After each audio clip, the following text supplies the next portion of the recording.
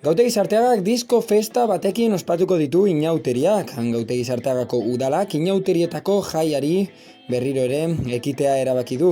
Horretarako disko festa antolatu du herriko plazan, Aire Zabalean.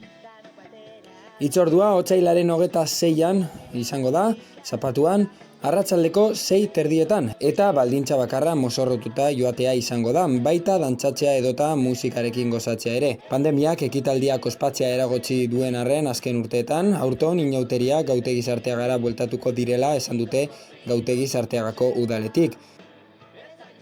Hala erabaki du udalak, datu epidemiologikoen bilakaera ona baloratu ondoren.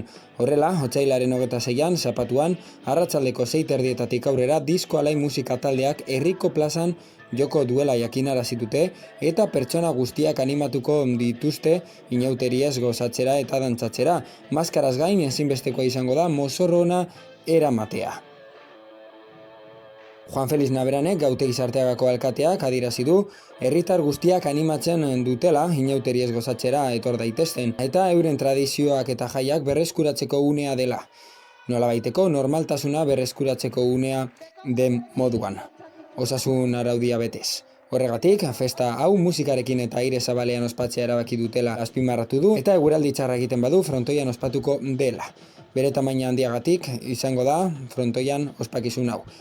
Horrez gain gaineratu du apurka-apurka ilusioa berreskuratzen ari direla eta udaletik sentsazio on guzti horiek euren herritarrei helarazi nahi dietela. Izan ere, ondo baino hobeto dakite, pandemiaren urte hauetan herritarrek erantzukizun maila handia izan dutela eta gauzak ondo egin dituztela.